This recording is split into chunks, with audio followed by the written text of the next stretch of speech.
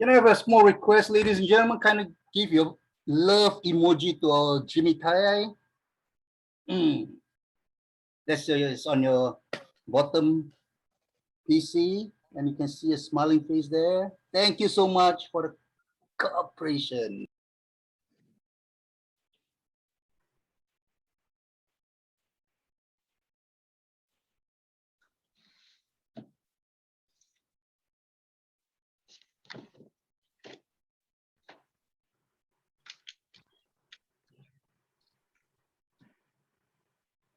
Ladies and gentlemen, good morning, good afternoon, good evening to all of you.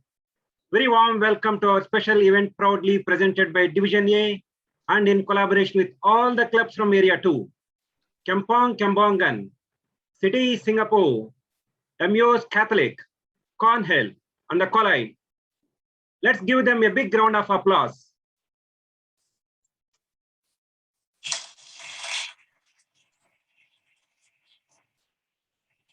Please mute yourself as the event will be starting soon. Thank you.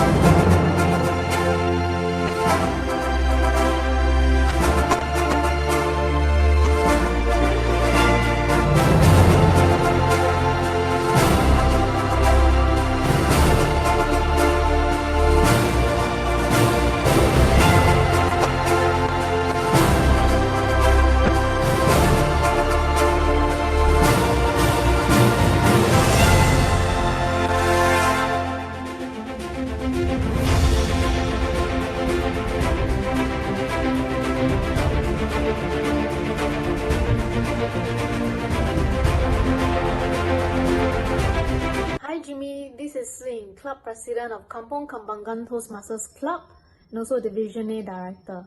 Kampong Kembangan, as the name suggests, is a kampong. Kampong means a small village. It's also a place where we have cozy meetings with people from different walks of life who are here to support and learn from one another.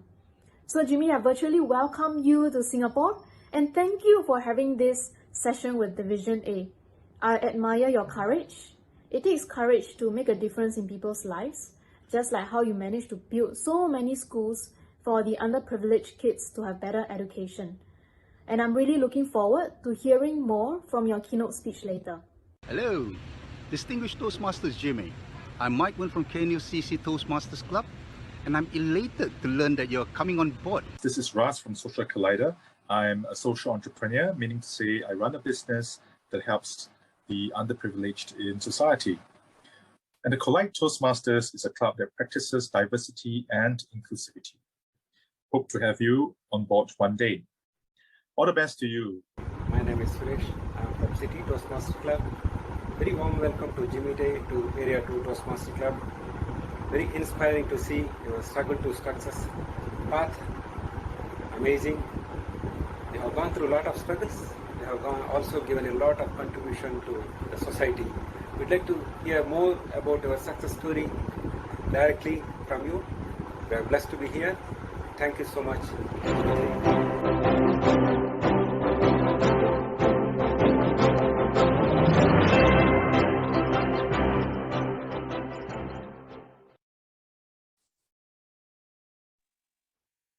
Well, good morning, and in some cases, good afternoon, evening, and good night, ladies and gentlemen, fellow Toastmasters and guests. We have a very exciting morning for most of us lined up today with special guest speaker Jimmy Tai discussing from struggles to success, a leadership story of courage and compassion. I'm Jade Tynan, Cairnhill Club Toastmaster, and I'll be your MC for the day. Thank you to the Sergeant at Arms, Mr. Suresh Pochareddy, for that wonderful start, and the video as well, which was an excellent introduction for everyone who's not aware of who's in the A2 district. So I'd like to make a special welcome to Jimmy Tai. Thank you so much for being with us here today. Also, I would like to express some initial thanks to our District Director, Kathy Toh, PQD, Niza, CQD, Swarna, Kalyan, past and present district officers, international guests, and all the Toastmasters wherever you might be joining us today. Now, we started a little bit late on time, so I don't want to keep you from the superb speeches we have planned any longer. So therefore, please allow me to introduce Eliza Juliana, Area Director for Area A2 Division A. Eliza is really the glue that ensures all clubs under her jurisdiction are cared for and synergized under the nickname A2 United. The A2 United branch, as you saw, includes clubs Kampong Kembangan, the Kalyan, the Citi Singapore, Emmaus Catholic, and my very own club, Cairnhill. So let's give a very warm welcome to Eliza for our upcoming welcome address. Over to you, Eliza. Thank you very much. A very good morning to everyone. To all my A2 United, Kampong Kembangan, Kalyan, Citi Toastmaster, Cairnhill, and also Emmaus Catholic. Also, our forever division director Sting, who always give us the support for this event until it can conclude and we can make it. And also thank you for our trios, our DD, our PQD, and also our CQD, who always support us in everything we are doing. And all my friends from all around the world, thank you very much for coming to this meeting. This is something different that we want to create. Because for Toastmaster journey, people always think about speaking and also leadership. But I want something different, that something come from the heart. That's why I invite Jimmy Tay to share the story. I met Jimmy last year when I was in a very bad moment. When I lost my mom, I lost my courage. And this one guy actually bring a little bit of hope to me and told me that if Jimmy, somebody from a refugee, can be something and be benefit, impact to other people, why I cannot be. So I hope by today's meeting, Jimmy also can give a little bit of support and courage to all of you. And to all my family in Toastmaster, whoever you are here, thank you very much for coming. Thank you very much. And I love you all. Thank you. Thank you so much, Eliza, for that wonderful and personal sharing you did in your welcome. That's really heartening. And thank you for your continued dedication and endless effort for Toastmasters as well. The man is from America now. So next up, I'd quickly like to remind everyone who joins, if you're not speaking, to please mute yourself. Thank you so much. And now I'd like to welcome Kathy Toh, District A2 Director, to give the opening address. Before I hand over to Kathy, though, I'd like to share with you that Kathy is a really passionate and hardworking Toastmaster with an extraordinary vision to elevate District A2 to even greater heights. So I think we can all play a part to make this happen and support Kathy with her endeavor. So without further ado, please do welcome our District A2 Director, Kathy Toh. All right, thank you so much, Jade. A very good morning, good evening, and good afternoon to all our guests here in this Area A2 workshop. And especially to our keynote speaker, Jimmy Tai, all distinguished Toastmasters, who's flying in virtually all the way to Singapore and landed in District 80, in particular, our Area A2. Now, today we are here with Jimmy to witness his life-changing event that brings him from struggles to success. Now, as our Area A2 Director has just shared, in life we have, well, at one point or another, met with some life-changing encounters. How we dealt with it will affect how we progress from that point onwards. Do we let that setback beat us down, or do we pick up ourselves and move forward? We always need an encouragement, not only from ourselves, but more importantly, we need encouragement and helping hand for people around us, because it shows that we are never alone. And I'm very glad that our Area A2 Director, Eliza, has brought to us, connected with Jimmy Tai for sharing his experience. And it shows that for leadership, it's never about just having a vision. It's never just about having a mission.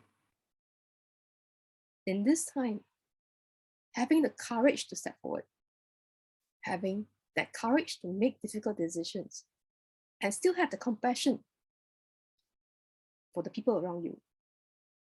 This is a leadership journey that we all have to learn. I'm learning, you're learning, we are learning together.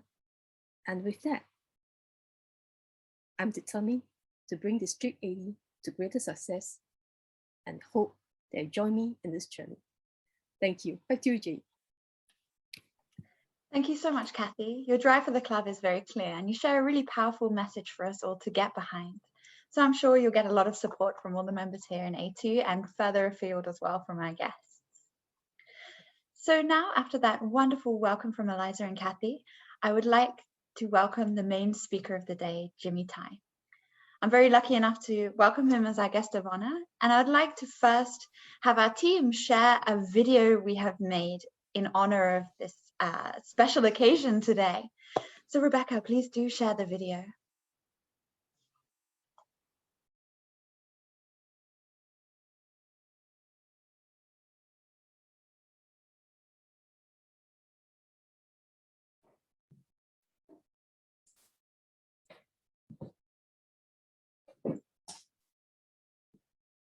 I compile each one there to make you smile on a rainy day.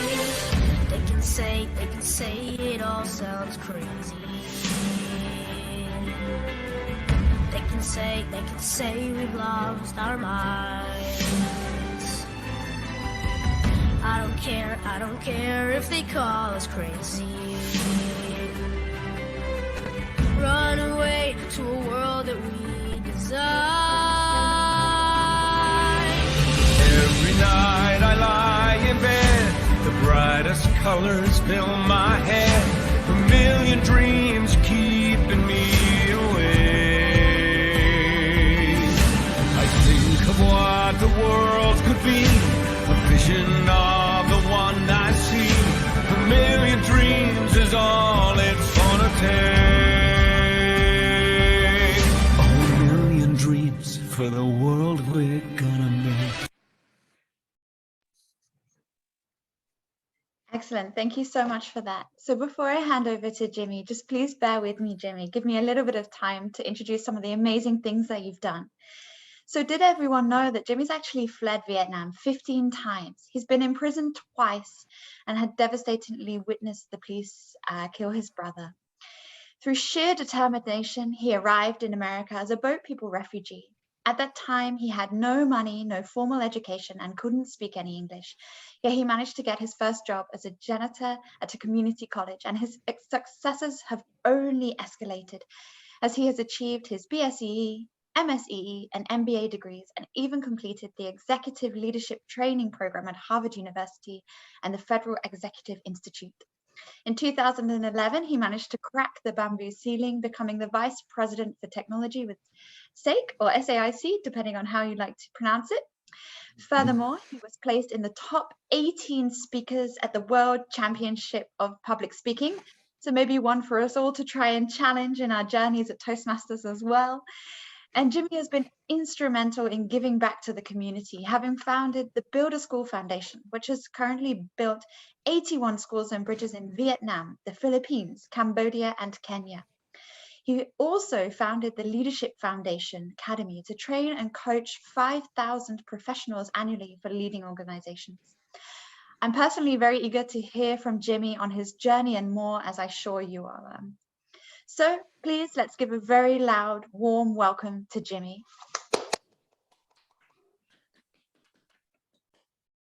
Right, thank you, Madam Toastmaster Jay, for that wonderful welcome. Ni hao ma. Yes, and that pretty much the extension of what I can speak in Singapore's language, right? So if you don't mind, I hope I deliver the rest of my speech in English so we can all understand. Thank you so much for that warm welcome. Now, before I start, let's raise your hands and just give me a thumbs up. You hear me okay? And if English is your second language. Assume a lot of us, English is second language. So this is exactly, I designed this talk is just for all of you that struggle learning the language, struggle to learning other things in life, or struggle facing some difficulty. We all know the last year and a half is extremely difficult, and this keynote is mainly for you. Even though I use anecdotes about my life to illustrate it, but just keep in mind, I have this talk mainly for you. And this is, I'm going to take you back, way back to, if you can remember, what was your first English word that you learned. So what is the first English word that you learned? You certainly can go ahead and type in the chat, or just, I don't want everybody to shout out because that would be very noisy. But what is the first English word that you learned, if you can remember? Thank you. Mama.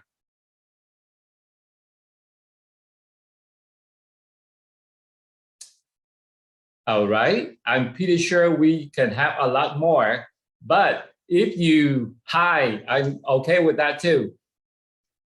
This is my first English language that I learned.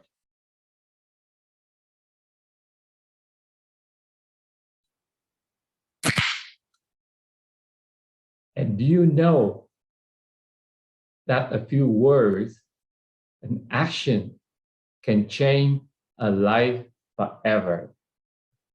This is my story, but certainly I believe that's going to be a story of many of you as well. When I first came to the United States, the first English word that I knew at that time, I'm already 20, was Coca-Cola. And on a long flight from refugee camp in Hong Kong all the way to Seattle, that's all I could answer. So when the flight attendant on the flight asked me, is something to drink? Coca-Cola. Coffee or tea? Coca-Cola. Chicken or beef? Coca-Cola. And I have enough Coca-Cola for the rest of my life. I never ever want to drink another Coca-Cola again. But you know, when the flight attendant, I remember vividly, pops the can. She had perfect ruby red fingernails. And she spills a few drops on my arm. She apologized. I didn't know what to say. She apologized again. And I sat there in complete silence. When she put the service cards away, that's when it hit me how I'm going to survive in this new country with no money, no education, and no ability to communicate. For the rest of the journey, I looked outside the window and I saw nothing but the tsunami of darkness and the seas of uncertainty, what I'm going to do in this new country. But you know what? By the time I landed, I make a vow to myself, 4 simple words that changed my life forever. 4. Change or be changed. Change or be changed. So the minute we landed in Seattle, I have 2 options, right? First, I'm going to swim 9,000 miles back to Vietnam. Now, don't be fooled by my sexy physique. I am no Michael Phelps. It's just no way I can swim that far. So my second option, I have to do whatever it takes to overcome the language barriers. And it wasn't easy. I was 20, and a lot of my friends said, I still don't speak English well even today. But that's okay. All you have to do is go find new friends, right? But I remember 2 weeks later, I'm going to start going to community college and not learning anything in community college. I just want to learn the ESL, English as a second language, right? But at that school, it's something, it happens, it really, really, changed my life forever. One evening, I was working there at the nighttime janitors. So I was waiting in front of the classroom. Evening class in community college here, it starts from like 7 p.m. until 10 p.m. So it's about 7:30 p.m., much later than now in San Diego. I still remember outside dark. I will wait outside the classroom, so when the student leave, I can go inside and dump the trash and clean the classroom and get ready for the next day. Okay. That's all right. It's the classroom is just noisy, just like we hear in the Zoom forum. But while I waited there, I was waiting with my supervisor. His name was Steve.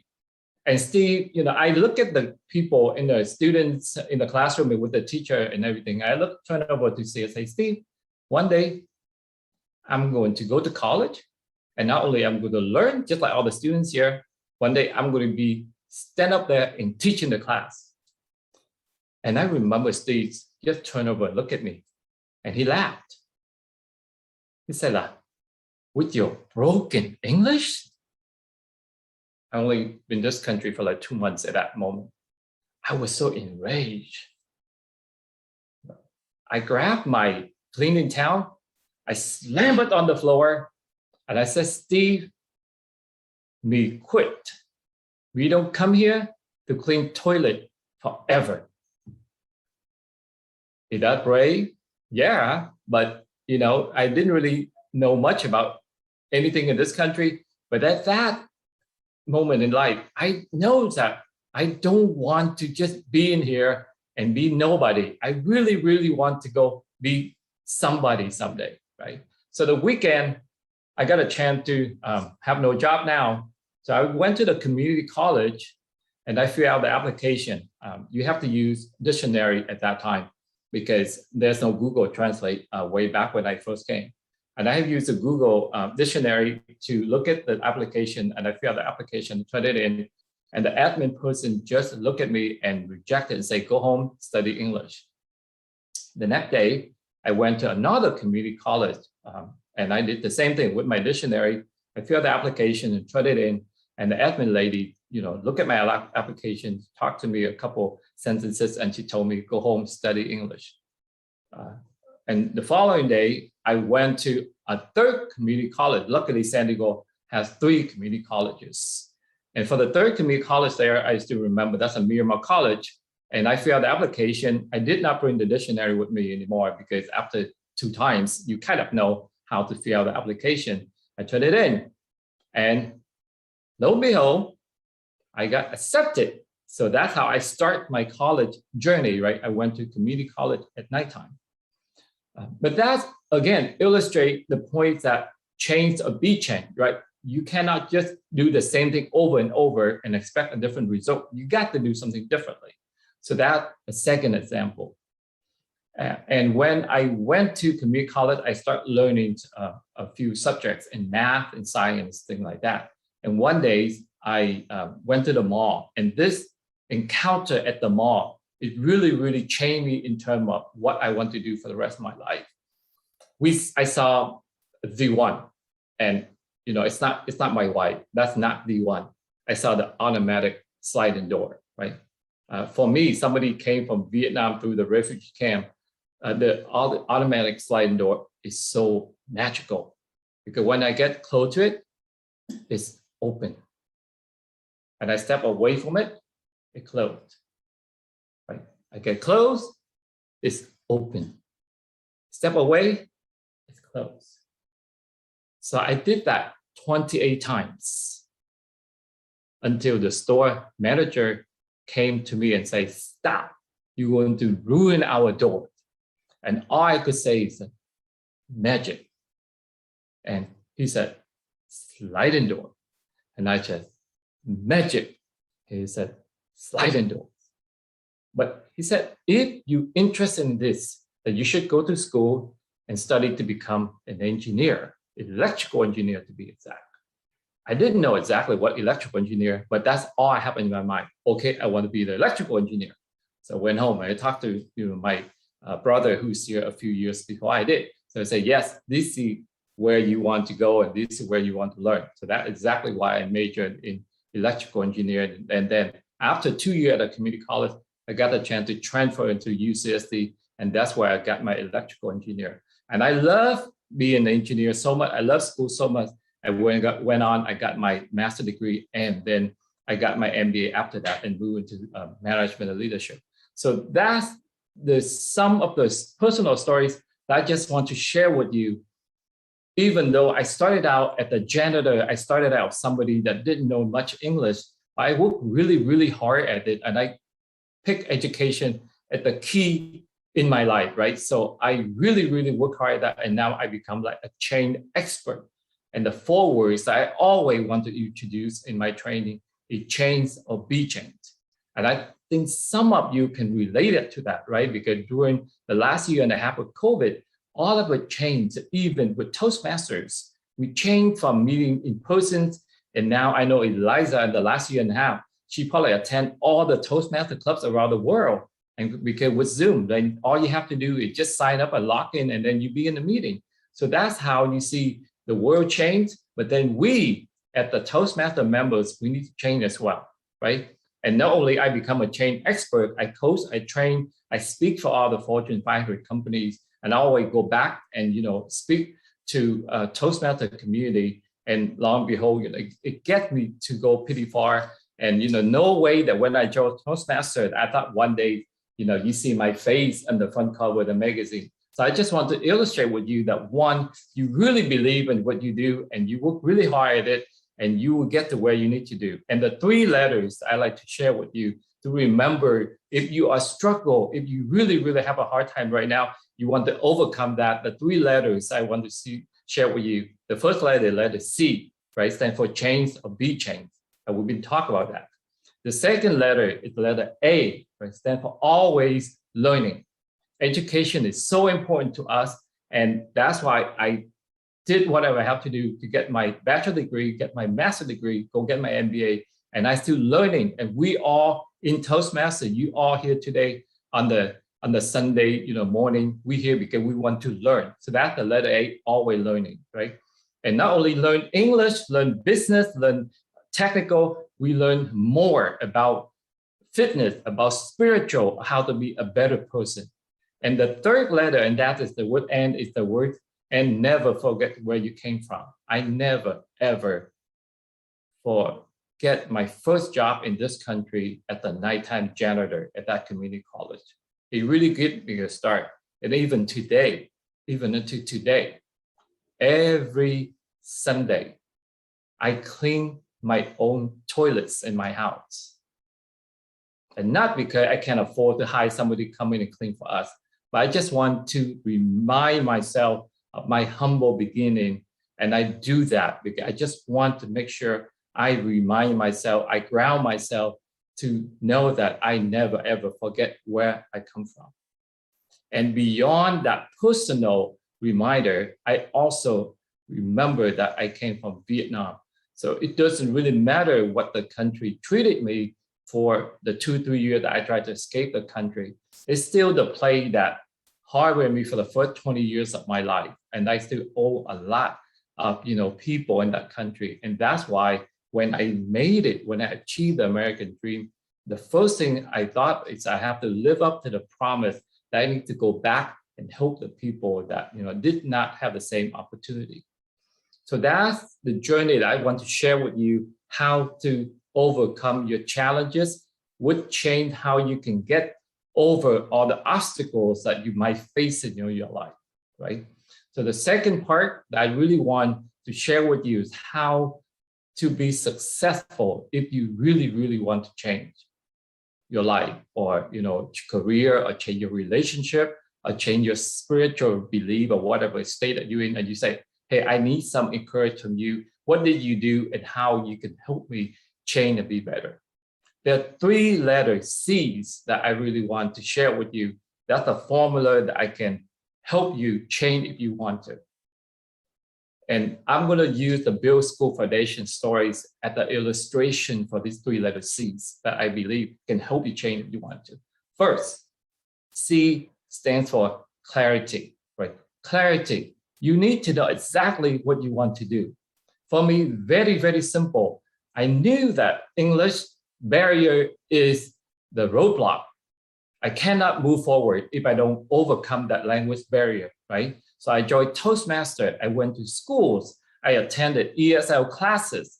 I did all of that, right? And even after 20 years in Toastmasters, I'm still participate in Toastmasters because I want to make sure my clarity of being the best communicators, the best speaker that I can. So it's all about focus on what clarity, what do you want to do? So that's the English, the education, right? I want to learn, I want to train, I want to earn, then I have to focus on learning more and be better myself. And the last clarity in the Build School Foundation that we set a very clear vision of building 100 schools globally, by 2025. We started in 2015. So I set a goal for 10 years. So that means every year our foundation got to try at least build 10 schools every year. So we have a very clear vision. We have very clear strategy. And with that, it's helped us in 6 years, we already accomplished 82 school and bridges, right? So you can see we way ahead of schedule. And in the last 2 weeks or so, I also funded 4 projects, and I'm working with, one person that I just met in the last week or two through Eliza.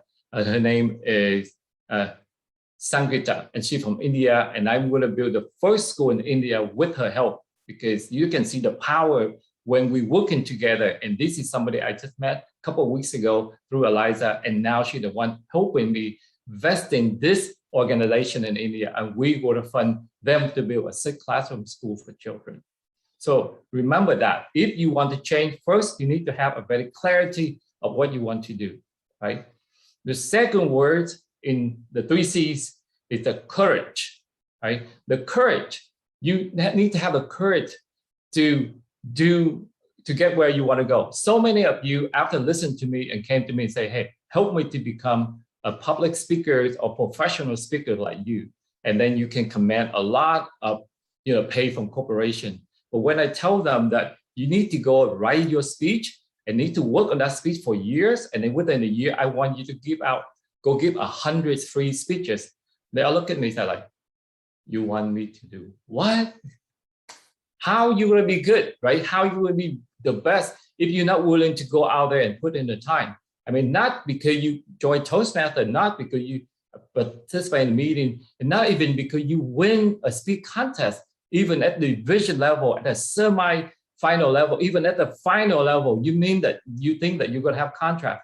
This professional speaking, circuit, it's not that simple. They only care about how can you help them make more money, right? So when somebody pay me $10,000 to give a keynote, they expect somehow I have to help their company grow 100,000, $1 million.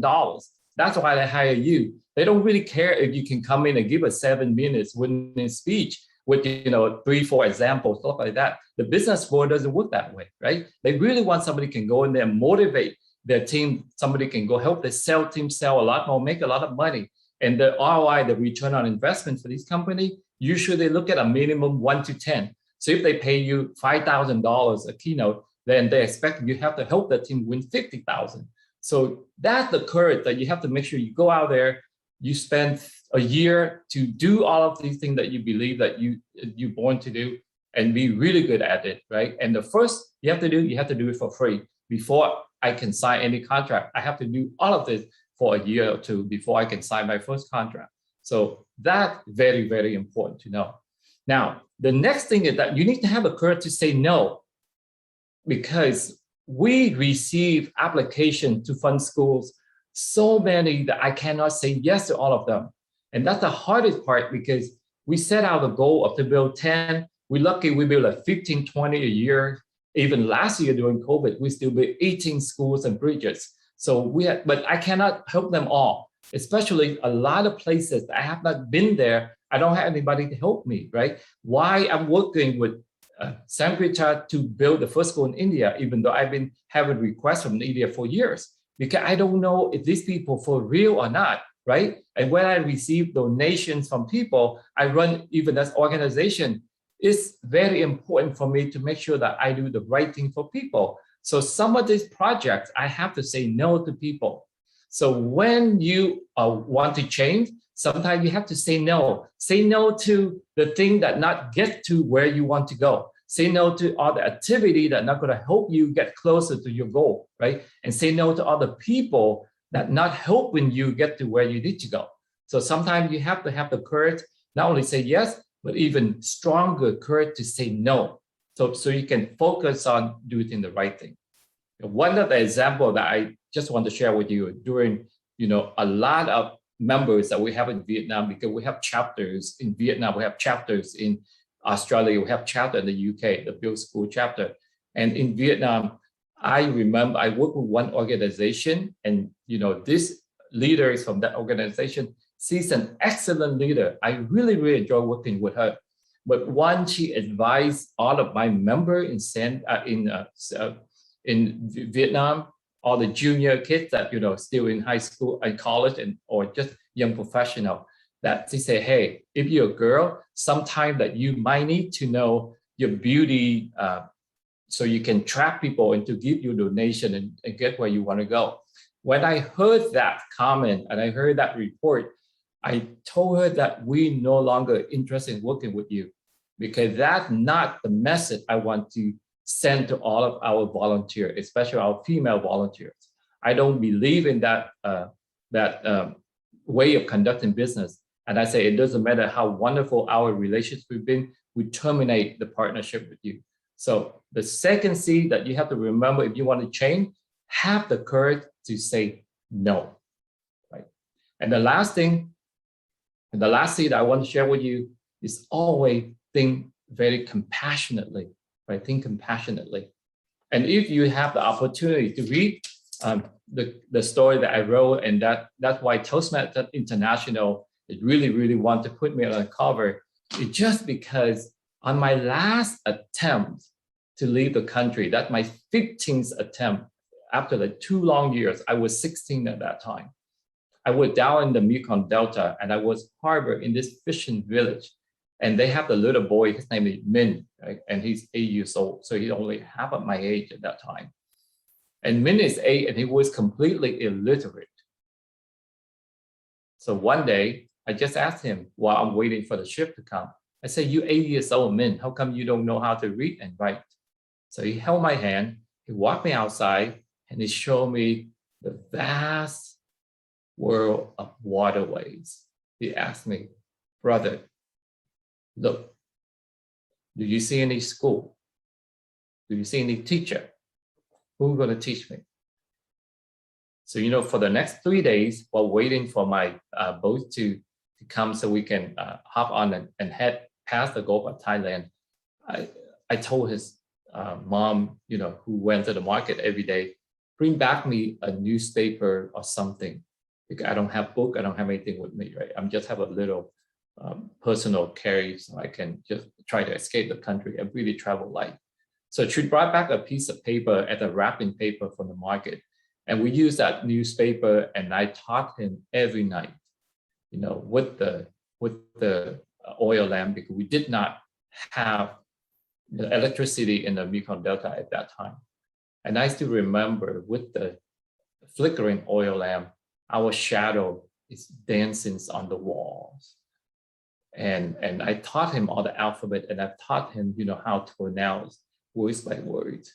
And he learned pretty quickly, but after 3 days, he did not really completely, learn how to read and write. So that's why on the last night in Vietnam, when the boat came and I left, I looked up in the sky and I just prayed to heaven, if I ever make it out and I make it back in, I will come back and build school for children. Right? It took me 31 years to fulfill that promise, because when I came to America, with all the struggle that I went through, it's not an easy thing that you can just go and do this, right? So I have to make a life for myself. I got to educate myself. I got to learn all these skills. And then I have to have the opportunity to return to Vietnam to do this. So it took me 31 years to fulfill that promise. So that's something that I just want to remind you, if you want to change, think in a compassionate way. And here is another story that will certainly touch you as much as it touched me. There's so many orphans, so many orphanages in Vietnam. And one of the activities I like to do when I'm in Vietnam, and I visit all these orphans in the orphanage when I have the day off or something like that. And it's very hard, break when you have these kids that cling on to you and they never ever wanted you to go. And I even have, all of these little boys, they call me, they say, hey, can I call you father? Right? And they cling on to me. They never want me to get up and leave. And one voice, I never forget, they say, can I call you father? And that really broke my heart, because to me, children, they are here to be loved and to be cared for, right? And if you have the responsibility, if you have a blessing to bring a child in this world, then it's your moral obligation to make sure you take good care of that child, to love that child. So to see all these orphans, have no love, and even though there's people that feed them and clothe them, that's not enough. You ever spend time at the orphanage, you know that these children, they hunger for human touch, right? And even half an hour spend time with these kids, it completely change the way you see the world, so you view your problem, right? So that's why the last thing I really want to share with you is that not only you want to change your life to be better, but if you think about the clarity, you have the courage, and you have the compassion, then I do believe that with the training from Toastmaster, you all are destined for greatness as well, right? And one thing I like to finish, to leave with you before we finish and we can turn into the next part of the program, is that the value of a person is not how much money that person has or possess, but how much he or she willing to give away. That is the true value of a person. That is the true value of the leader. How much you're willing to give away to make this world a better place. Right? And with that, I would like to thank you for your attention, and I would like to return back to our wonderful Madam Toastmaster Jade.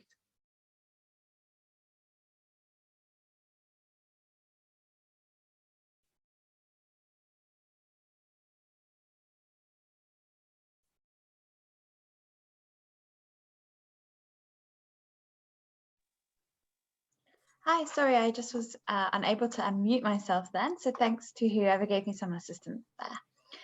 So Jimmy, what an amazing experience you have had. And thank you so much for sharing that with us. And good insights and tips as well that I think we can all take away something from today. So before we get into the Q&A, we do have a few special entertainment pieces for everyone. And I've also been made aware of the many VIPs we have in the house today. So I'd like to make a special call out for this session to PDD Anis Chen and PDD Tay Yang Ping. Thank you for joining us. I think Jamie gave us a lot to think about. So I'd like to invite Ruth Levitsky, who joined Toastmasters at MIT in '94. By discovering the club by accident when she was actually looking for a bathroom. Ruth has had the opportunity to serve in every club officer role and several district roles. Ruth is a Pathways ambassador and enjoys the challenge of strategic relationships path. So Ruth, please do take it away with your musical piece, and I invite all the people on this call, Toastmasters and guests, to use this time for some reflection about some of the things that Jimmy has shared. Thank you so much. Over to you, Ruth.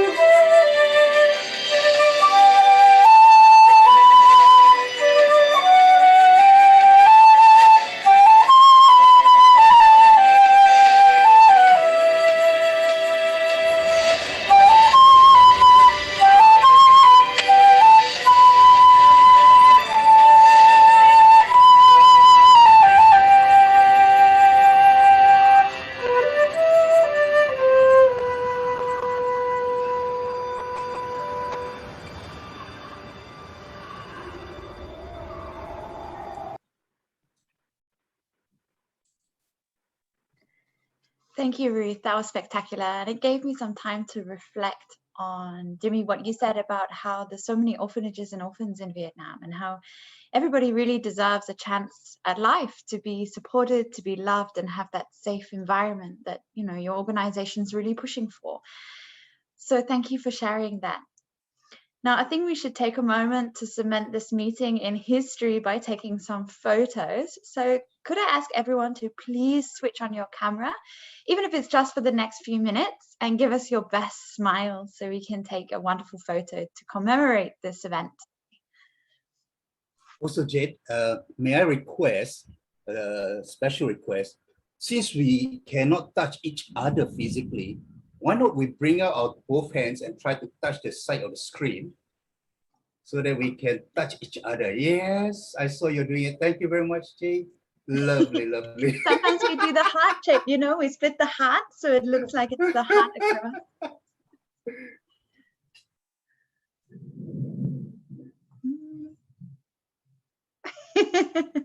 Just give me a minute. I'm gonna take a photo. Just because there are several pages, so just be patient about it.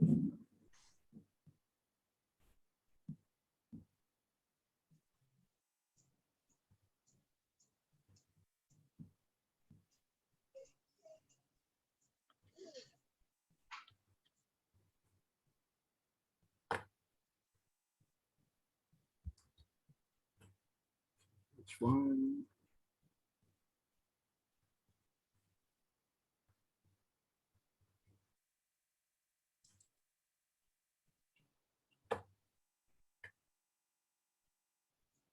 Page 2.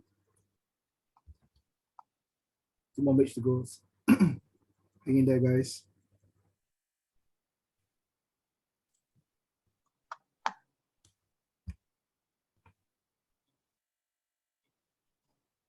I'm loving all the effort from everyone on the chat. Thank you so much. Right, last page, guys. Just hang in there. Just a few more seconds. Personal shout out to Lada NY for your unicorn. That's so cool.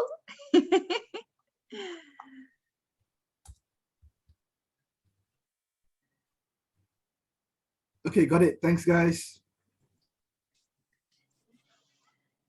Thank you. So now I'd like to hand over for Rebecca for the question session with Jimmy, which I'm sure a lot of you have been waiting for as well. Do not be shy. Come on, seize the opportunity to ask your most pressing questions. So a bit about Rebecca before we open the floor. She's a language and cultural enthusiast from Indonesia. She's eager to be a polyglot and desperately looking forward to continue her passion as an adventurous traveler and food vlogger. So without further ado, over to you, Rebecca. Thank you so much, Jade. First of all, I also would like to say thank you, Jimmy, for your gracious sharing this Sunday morning. We learned a lot from you, such an insightful message that you share with us. So to sum up what you shared with us, you mentioned that we need to have 3C. First is clarity, courage, and compassion. And I like the last part when you said it's not how much you are willing to get, but how much you are willing to give it away. So let me start the question from myself. Most of us, in terms of clarity, we still don't know what we want to do in life, or sometimes we also have change in direction. So how to find our inner purpose and how we can optimize it or do it like what you did now. Because when we do, for example, voluntary work, it's not a lot of money, right? Then we're not that really motivated compared that we want to do for working. So how about that, Jimmy? Yeah, thank you, Rebecca, for that wonderful question. I totally agree with you that do philanthropy work is not for the money, or when you work for the NGO, right, a non-profit organization or whatnot. But just back to your key question, the clarity, and I think more or less in terms of life or career path, right? What exactly where you want to go with this? And when I coach folks, or even coach other CEO company, what I meant by clarity is always understand the why you want to do something, right? Why do you want to become a language coach? Why do you want to become a speaker? Why do you want to have a charity? Why do you want to do whatever you do? You need to understand that why, because without understand that why, you just fill in the time, or you just, how do you motivate yourself get up every morning, right? And if you don't have that why, you will not have the passion. And when I coach people to go there, find their passion, because a lot of people, and trust me, I'm not talking about young folk that are still in college or young professional. I'm talking about people in their 40s, in their 50s, even folk in the 60s, still confused and not sure what they want to do with the rest of their life. So this is not something that young folks is facing. But my advice is that you have to sit in the front of a piece of paper and write out the why you want to do what you want to do. And when you figure out that why, then I certainly, as a coach, I can show you the how and the what. The how and the what is always easy, right? For instance, when people come to me and say, I want to become a public speaker, or I want to be a professional speaker like you, I ask them, why do you want to do that? For me, it's very clear. I want to be the voice for the voiceless children, right? So I want to be that voice. I know my why. I want to be the voice for the voiceless children. Why do you want to become a professional speaker? Is that because you want to have a lot of money? You want to have a lot of fame? you don't know that speaking is just only 20% of your time. 80% of your time you do marketing, and you have to go network, you try to land contract. People don't understand that the speaking circuit is extremely competitive, and 80% of the time it's all about marketing and try to get clients. 20% is the speaking part. And if you don't understand the why you want to do this, you will get burned out or you will give up that dream very quickly. But if for me, I have absolutely, you can wake me up at 2, 3 in the morning. I can give you a keynote because I'm passionate about, serving the children, and I knew exactly my why. So to get back to your question, a very simple thing is to look for clarity. You need to understand the why. And if you don't know that why, nobody else can help you because only you know that why. I hope I answered your question, Rebecca. Thank you so much, Jimmy. Yes, thank you so much. Understand the why. Okay. Then we have second participant that would like to ask. I see that Fan, she raised her hand. So Fan, you can unmute yourself and ask the question directly to Jimmy. Yeah, thank you so much, Rebecca. Can you guys hear me? Yes. Yeah, yes, perfect. we can hear you. Yeah. Thank you so much, Jimmy, for your wonderful and inspiring speech. Thanks so much time for your coming to Singapore and share all your experience. Then everybody, I think everybody this morning, whoever attends, I think totally inspired by your speech. So as I was really impressed by your 3C, like Rebecca mentioned as well, clarity, courage, and compassion. Since Rebecca mentioned the clarity, I want to follow it up for the courage you just mentioned. I think you said very good point here is able to say no and prioritize what you have to do. Because you share your wonderful personal story, how you need to get the people who share the same value with you and work together. So just because now we are having the Toastmaster meeting and especially the COVID time. So I know every Toastmaster has a lot of commitments at this moment. So how we are able to say no to some others, so we are able to keep up our value the Toastmaster meetings. That's you give us a bit more insights on that. Thank you, Jimmy. Right, thank you, Fan. And yes, I love Singapore because since I saw that movie Crazy Rich Asians, I want to say, I'm going to see 86, crazy. I'm not sure you feel you're rich or not, but I think we all feel that we're rich in terms of, our whatever we offer to the world, right? So I said like, yes, now I'm going to see a lot of my dear crazy rich Asian friend, even though I know that we have people from America and not all of us here is Asian, but big shout out to everybody from Singapore. Love to get a chance to see you in person pretty soon. Okay, back to your question, Fan. I totally agree with you, all of you, that I'm amazed on the Sunday and 86 of us here on Zoom and listen to us here because you all always have a lot of commitment, right? And with your family, with your work, and we all demand your time to be on Zoom. So absolutely they're different, whether COVID or not COVID. The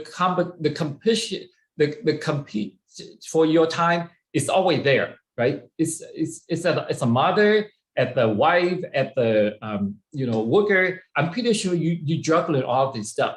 So absolutely, they're no different, COVID or not COVID. The only thing now is probably we do more virtualization, so we use virtual more. So from my point of view, if this meeting is in person, I got to spend 2 days to travel at the minimum, right? To fly over to Singapore. That 24 hours, I travel to Vietnam all the time when I support and working with people and working for US Embassy. So it takes at least 24 hours to fly from here to Singapore, and then another 24 hours to fly back.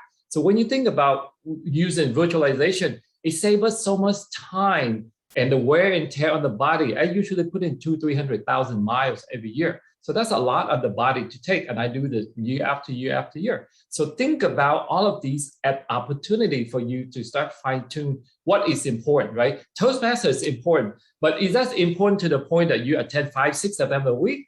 No, you probably do 1 or 2 a week. It's good enough because not that you attend Toastmaster and you be good communicator or leader. You need to practice. You need to give speeches. You need to give keynote. That's how you be better. Just to attend and listen to people, that's the first step. But you have to select, hey, maybe I attend 2, and I have to make sure I speak 1. I give to speak 1 at least every week. So have that dialogue with yourself to say, what do I do to get my closer to wherever I want to go, right? What do I do to make my life important, right? Should you go to attend 5 or 10 Toastmaster meetings a week? I don't recommend that at all.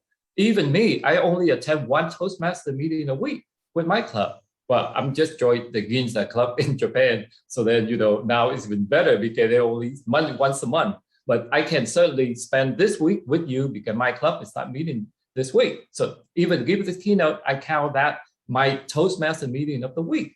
So, and then other time I have to write, right? To give a speech like this. Every minute that I talk, I spend about an hour to prepare for it.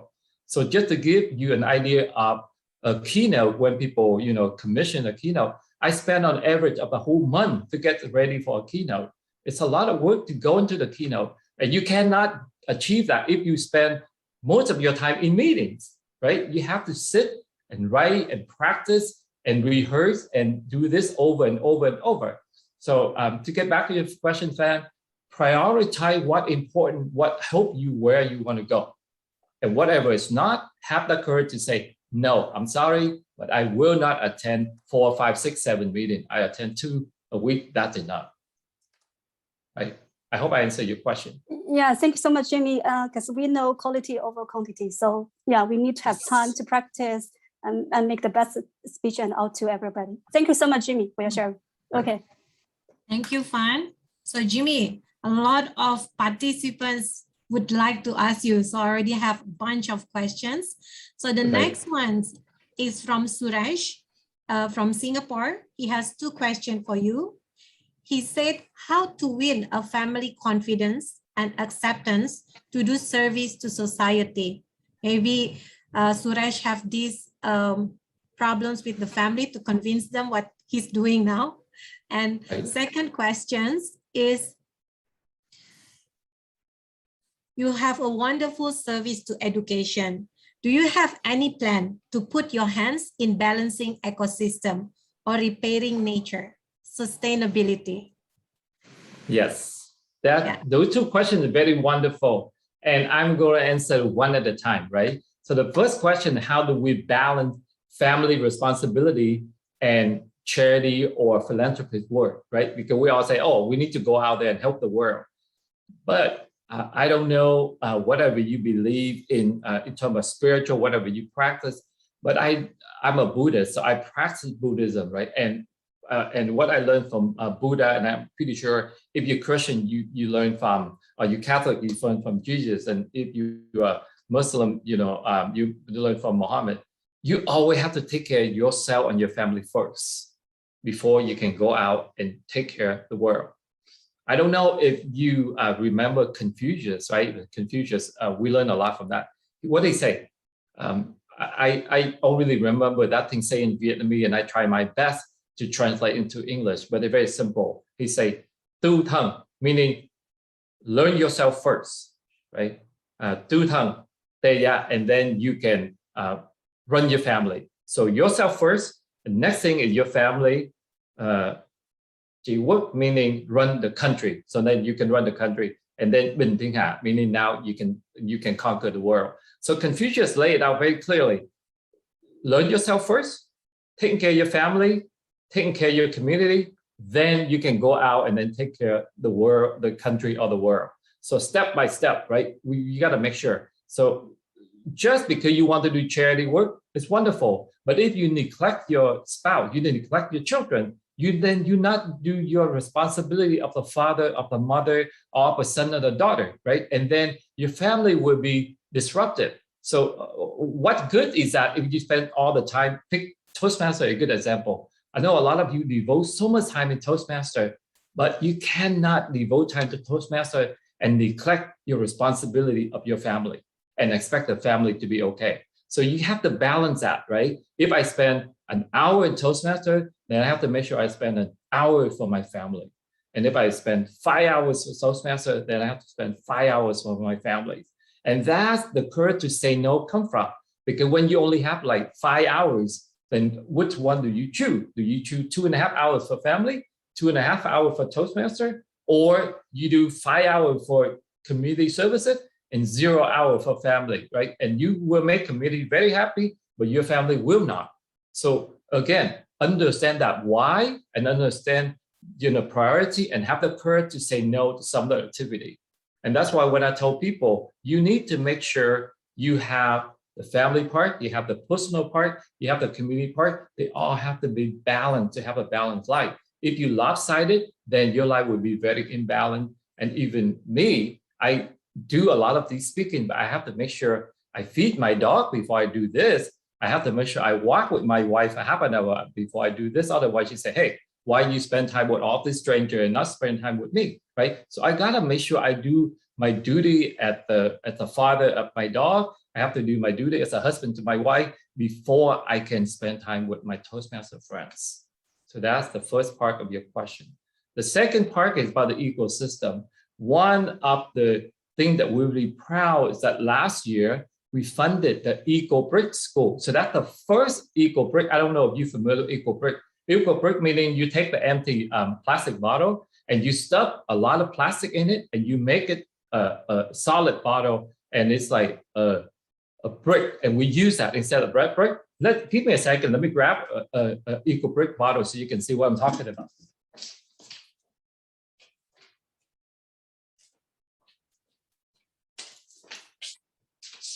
So here in my kitchen, when every time I use a bottle and I have plastic, and instead just throw all of these into the trash, even into the recycle bin, I squeeze all the plastic in here, right? And for one of these half-liter bottle, you stuff about 500 grams, half of the kilo worth of plastic in here, right? And then when it's full, you can cap it up. And we build a school about 100 meters square. We need about 8,000 of this brick. So one of that school, we save about 2 tons of plastics with 8,000, to 10,000 brick like this. We call Eco Brick. And if you Google Eco Brick, you see a lot of that. Last year, we built the first Eco Brick school in Vietnam, first ever school. And now we're ready to build a second one. So we're on the mission. And this is not just about the 8,000 bricks that we save, but what we do is we're teaching the children, right? We're teaching all the students to save the environment by put all the plastic into this brick, and together they really listen to us, and they say, hey, don't throw trash in the water, don't throw trash in the landfill, don't throw trash in the ocean. Let's put all the plastic in the bottle, and we turn this into Eco Brick, and then we can build school. You can build your flower bed, you can build a lot of things in your house with this Eco Brick, right? I have about, we produce about 1 or 2 of these a week. And since COVID, we spend so much plastic from shipping from container in America that you'd be amazed of how much Eco Brick you can build, and then you can put, around your flower bed, and you can plant things. So this is a way that we teach everybody to protect the environment and make, this world a little bit better. I know it's a little thing, but at least this is how we start, right? And also we encourage our school to use solar panel instead of regular electricity. So we partner with a lot of solar panel company in Vietnam, and we say, hey, we built a school. Would you donate some of the panel, or if you sell it to us, can you sell it at a discount so we can share with the student, and we give you the marketing credit to be the one that donate the solar panel to the school. So those are the 2 concrete examples that I can answer to that wonderful question. We try to build school with Eco Bricks, and also we try to encourage people to use solar panels.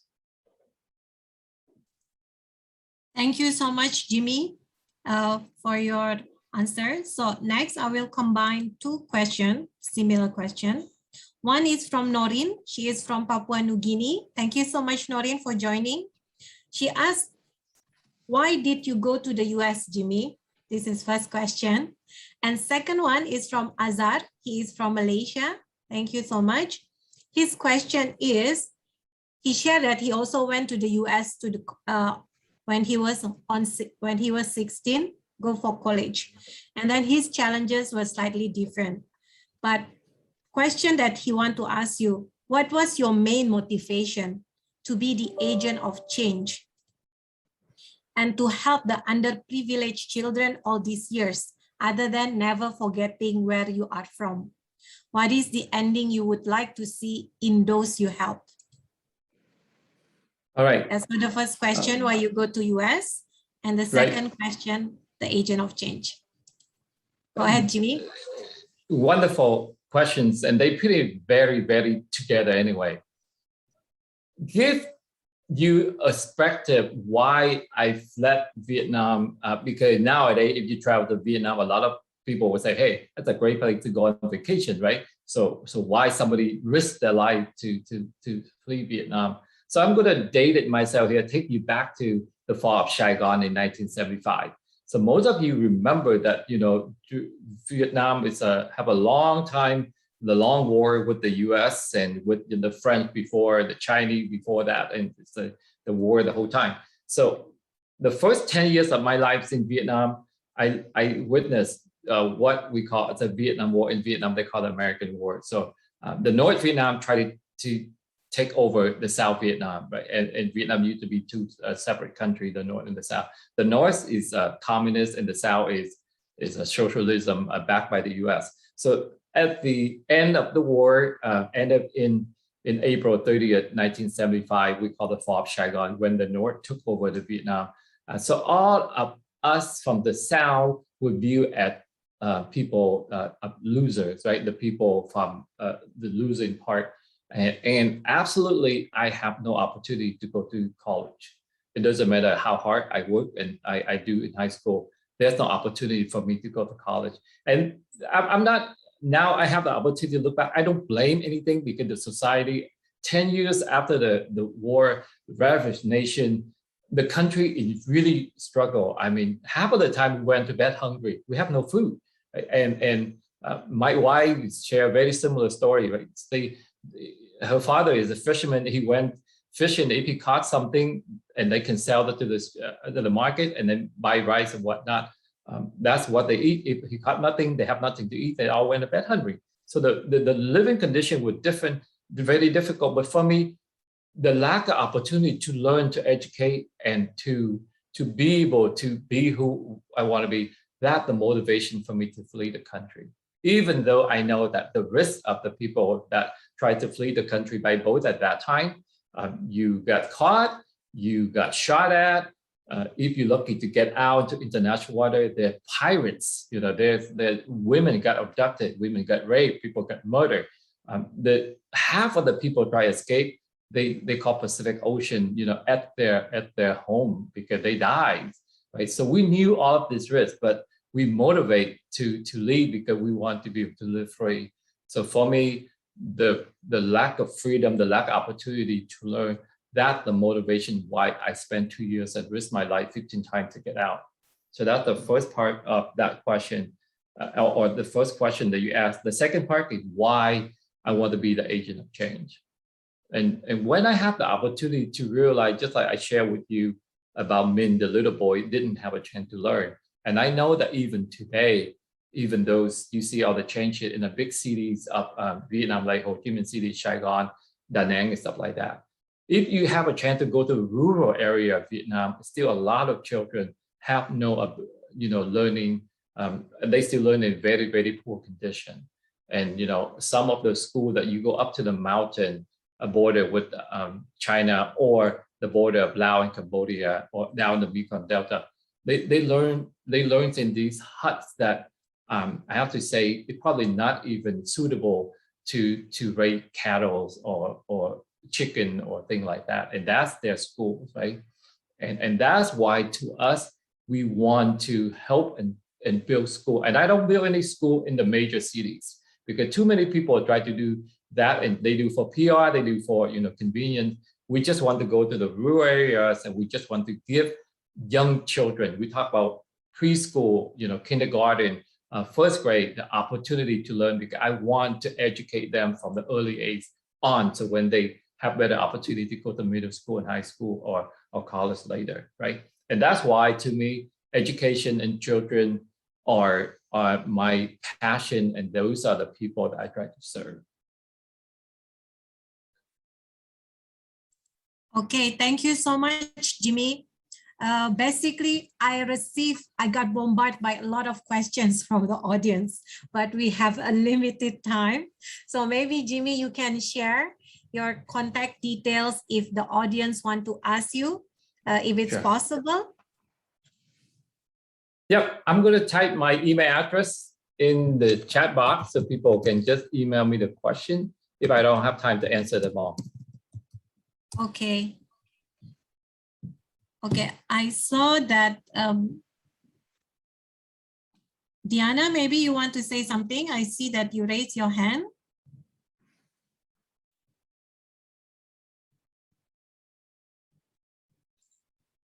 Zoom Master can help. Okay, but Jimmy already shared his email address, jimmy@jimmythai.com. So everyone, if you would like to, if you still have burning question. Okay, Diana.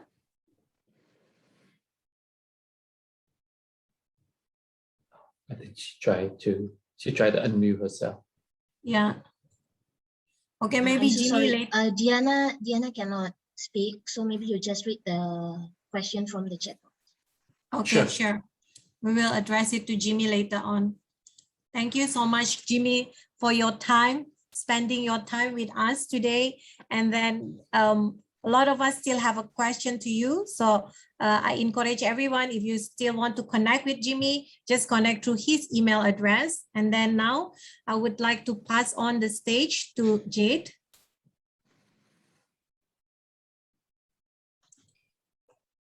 Thank you so much, Rebecca and Jimmy, for the Q&A. So I'd like to offer up in this meeting another entertainment piece for allow us to collect our thoughts. And also we can start to think of some of those questions we would like to ask to Jimmy through his email. Thank you, Jimmy, once again for sharing those details. So I welcome to the virtual stage, Alicia Chia. Alicia loves to explore all things that life can be. She aims to be someone's strength, be someone's inspiration, be someone's reason to never give up. She was the Division S trainer in District 80 from 2020 to 21, SocGen TMC Mentor 2019, and Pathways Guide District 80 from 17 to 18. She's currently the fellow treasurer at Whampoa TMC. So over to you, Alicia. Hi, can you hear me? We can hear you indeed. Okay, thank you.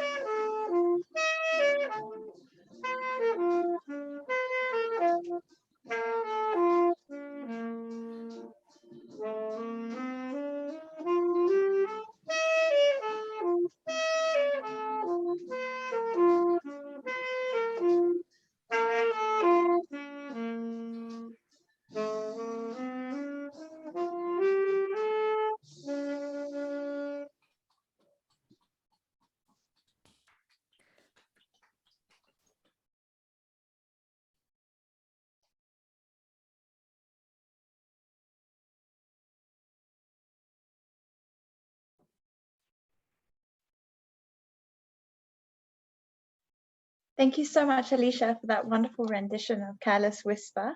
I thoroughly enjoyed it. I was kind of dancing along.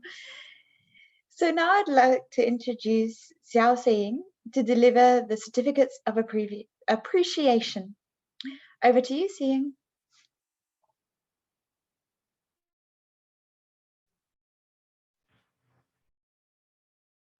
Thank you, Jay. Can we have the Zoom master to share the certificate? Thank you.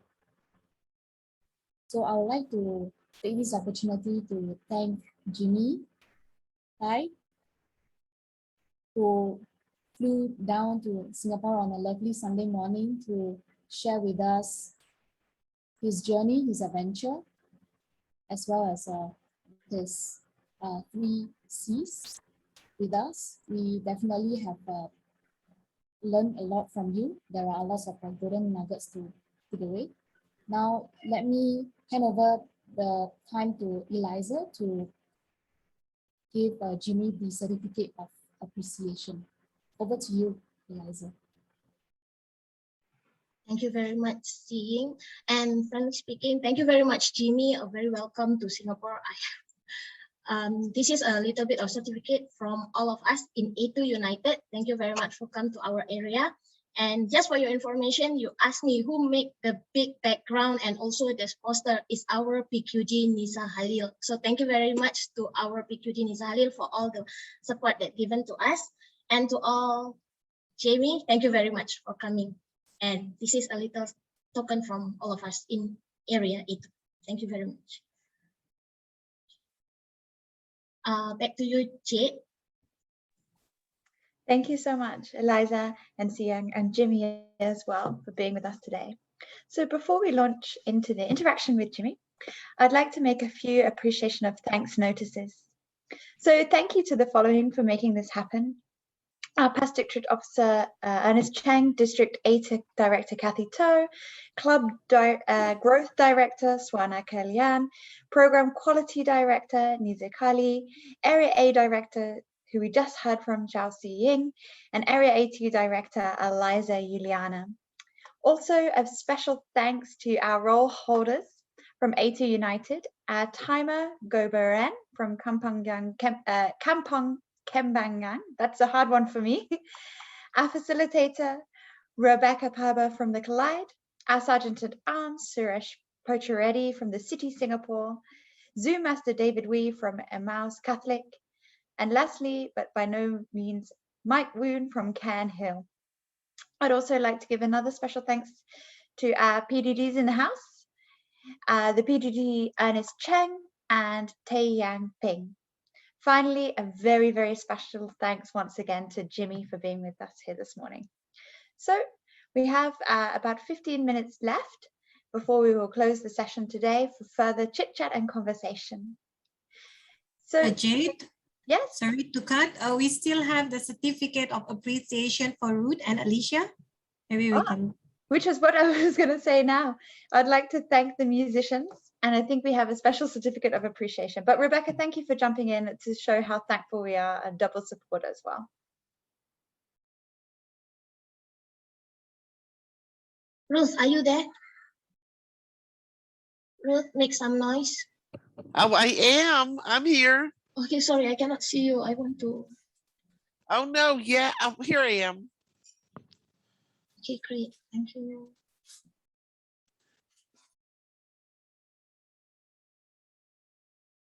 Someone take picture of Ruth?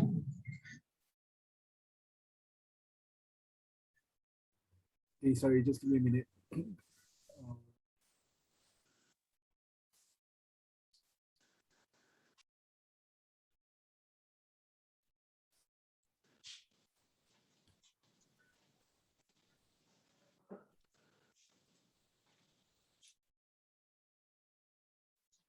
Okay, got it.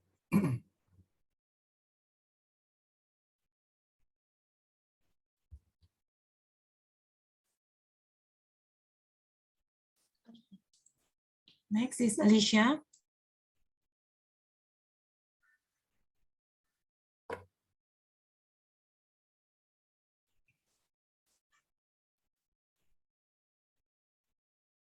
Okay. Okay, got it. Thanks.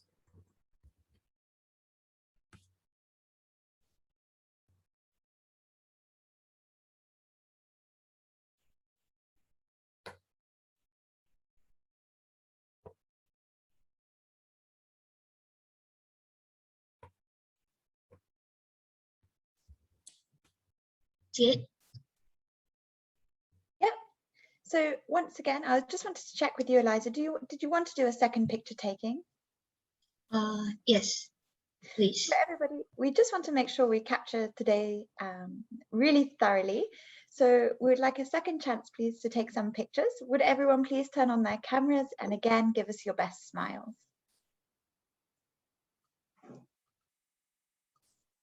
So we just take a moment to take the pictures.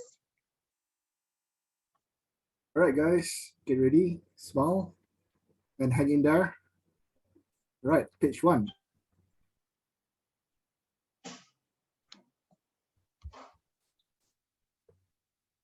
Okay, page 2 now, sorry. Just hang in there.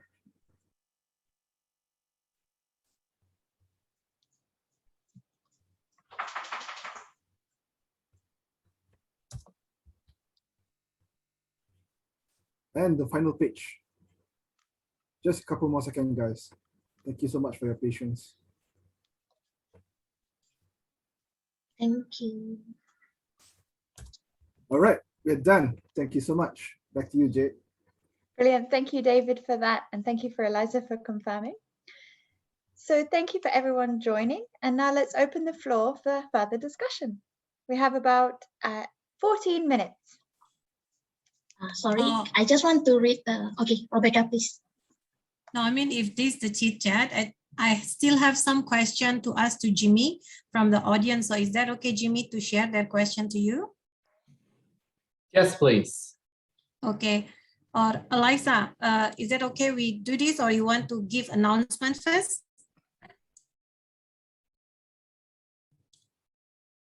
Please read the question from Diana. Thank you. Okay, so let's start with Lada. She's from US, Jimmy. She wants to hear more about the schools that you're doing, because for her, building school is a big deal. It's a lot of time, a lot of money, and it's more than just a building. So she wants to hear more. How long does it take, like, to get the teachers, administration? For example, you shared about the plan in Mumbai. So how can you share more detail in terms of that, Jimmy? Sure.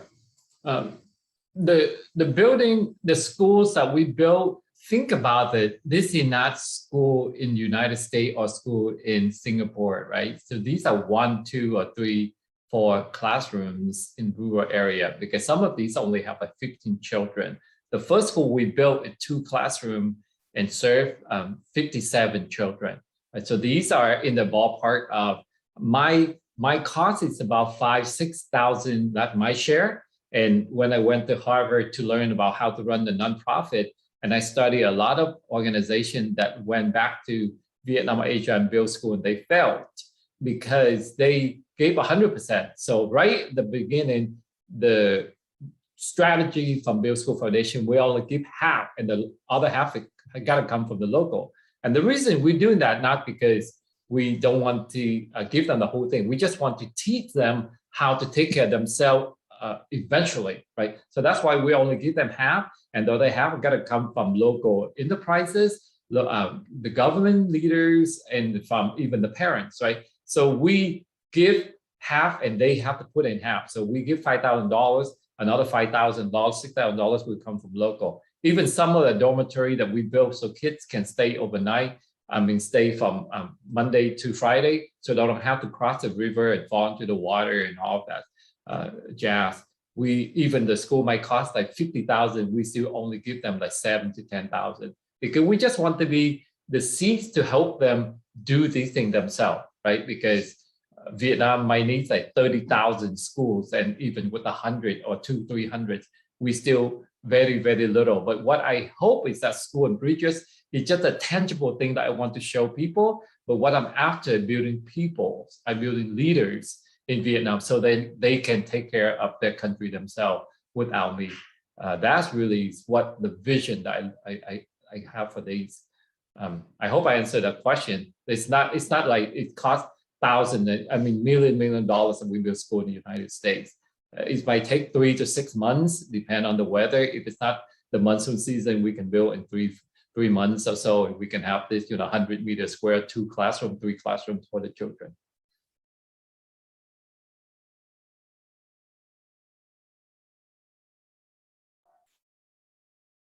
Thank you, Jimmy, for the answers. We also have Jenny would like to ask you. Go ahead, Sure. Jenny.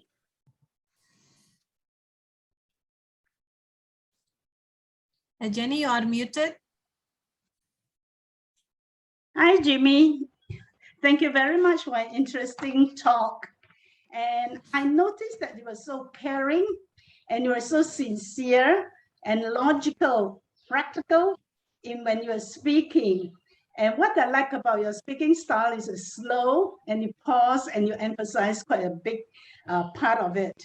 Now, my question is to build about 100 clubs per 100 schools per year. I'm amazed by your honorable work in building homes for the poor and needy. Now, I'm curious as to what is your process to get financial aid to successfully build the homes. Thank you very much. Yeah, thank you, Jenny. That's a good question, because when you think about charity, and I saw Sangrita from India raise her hand, I would love to have opportunity to answer her question or have a chance to see her, because she will help me to build the first school in India. But back to your question, Jenny, the journey is hard, and that's why I do a lot of public speakings, and I get all of the money that they pay me, all the fee, I donate to the foundation, right? And that's first. I have to lead by example, and all the investment that people pay to me, invite me to speak, it all go back to school. And not only I do that, I teach a lot of my students to do the same thing. So now I have a lot of PhD speakers and trainers in Vietnam. They participate in this format. So basically, we try to find a way to make money and then help out our foundation operates. And 3 weeks ago, we just did the 5K walk. Once a year, we do a fundraise 5K walk because we believe in family activity, healthy thing. And we just do a 5K. We walk up the mountain, the whole 300 people that come out and join us in the community. And we raise over $72,000 doing that walk. And that's how I use this as money. So to answer your question, the money from our donors, generous donors that donate, from our teaching, from the people that try to hire me to give keynotes or to lecture, and then we use the money to put in a foundation and try to multiply from that way. Yeah, it's a lot of work. I share with Alisa when she said that, okay, later, 10 o'clock, your time, go to bed. I don't go to bed. I get up at 6 to go hike the mountain with a lot of people that want me to train them. And then usually we go to bed at midnight at 1 o'clock, and then we get up, we do that again. Because I still have to do my vice president work during the day, and only after dinner I can work on the charity work until midnight. So, but when it's a commitment to serve, you don't really feel as work, because I really have a great time, and I love what I'm doing. And that's to get back to people that try to looking for clarity or looking for, the mission or the purpose. When you have the right mission, you have the right purpose, then life is so beautiful. Every day I get up and I can't wait to get up and go work. So it's just a blessing that I have the opportunity to live it this way. And I hope I answered your question, Jenny. Thank you very much. You are very blessed. Thank you. Yes. Thanks, Jimmy. Next is Sangeeta. After that, Diana, yeah? Go ahead, Sangeeta. Yeah, you unmute yourself first, Sangeeta. Thank you. Thank you, Rebecca. Thank you, everyone. Thank you, Jimmy. I just want to share a few things that happened with Jimmy. It's like when he just reached out to me that I'm trying to have a school in India. I had no idea. And I never had just the willingness that I want to be a part of this big vision that Jimmy is into, helping little children have a better life. That was the only thought that I connected with. And I think it was all a plan of the universe. And then that's what I shared with him. Is that I'm willing, and that is all that I had. I have no idea how it's going to happen, how I'm going to be able to, help him out. But then I said, yes, I am there. And never sooner, what happened was I shared this thought with my husband. He had a huge network. He connected with a friend who lives in Orissa, which is in the eastern part of India. And he said, okay, this place where the school is going to come up is much in the interior, but don't worry, I will reach out to someone there. Now, he was working with my husband. Now he is in Vietnam. From there, he connected his hometown. And finally, what a blessing. I think it's all in divinity that he has actually connected with somebody who is even known to the person who we are coordinating with. And I'm like, oh my God, how is this even happening? Like, like Jimmy says, magic. I feel sometimes as if some wonderful magic is happening. So I'm so thankful to Jimmy that I have been able to be a part of this great novel work, which is a work service. And that is what we are here. We are at service in Toastmasters. I'm happy that I'm able to take out the service and extend it across the world.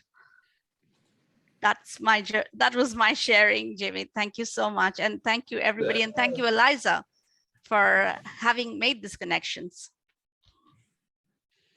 Thank you, Sangrita. You are the godsend to help us out, because I feel so bad with this organization in India. We've been email back and forth for 4 or 5 months, and we still have not really been able to make a decision. But now with your help, I'm pretty sure when you're done with your festival, we got a chance to connect and talk. I'm pretty sure we can move forward really quickly with the project. And I'm very excited to have a chance, maybe visit India next year and see you. So thank you. Yes, surely. And I would also like to tell this, I think this is an opportunity for all of us in this room today to help Jimmy and, just connect and reach out that help to more people across wherever it is needed, because it is so much needed in every corner of maybe India, maybe anywhere else. Yes. Thank you. Yes. Thank you. Yeah, and then also I just want to shout out, I heard that somebody here from Africa, and I just want people to know that early this year, we funded the first project in Kenya. So we not only in Asia, we already head into Kenya, Africa. So if you know some of the places, and if you belong to clubs, Toastmaster clubs in Africa that we need help, give me a call or send me a message. I'm on Facebook and I show you my email. You go to jimmythai.com. That's my website. So certainly we can connect and introduce me to some of this, because I know some Toastmasters locally there in some of the country, either Somalia, Kenya, or what other part of the world, we can move forward. Because with your help, like Sangria helping me right now in India, I feel very confident that we make the right decision, and our hard-earned money from donor will go to the right places. Because that's my number one fear. What if we give to the wrong places and then we don't have the accountability to our donor? And that would be something that I fear for the reputation of our Build School Foundation, our charity. So with your help, and that's why I do a lot of these talks, because I just want to be able to connect with all of you that share the passion for education and children. And with that, I really want to say thank you to Sangrita. And now I would like to be able to listen to Deanna and answer her question.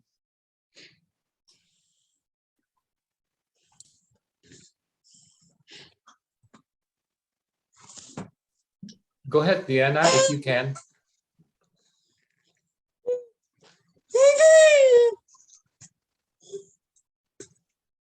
Jimmy, actually, I believe that Diana actually just want to say, not asking questions, but she just want to say that she also want to be a leader in this club, and she still had a lot to learn. Right. She really fall in love in Toastmaster, but she just want to ask you why you recycling the bottle. Maybe that's the question that we try to figure out. Yeah. Yes, if you can hear me, Deanna, we recycle this bottle so we can use as bricks so we can build schools, right? So they see the effort that we try to build school with these bricks. And I certainly can find the link and show, or if you go on YouTube, I mean, you go to Facebook, you can see my website, and we have an effort to build a second eco brick school. So yes, this can turn into something very valuable and protect our environment at the same time. Yeah, and I really applaud your effort to join our talk today and ask questions. Great job. And before we end, Ginny, I just want to introduce you to one of the person in Singapore that also built a school in Cambodia. Our senior Toastmaster Aziza Sapari. Can anyone spotlight her?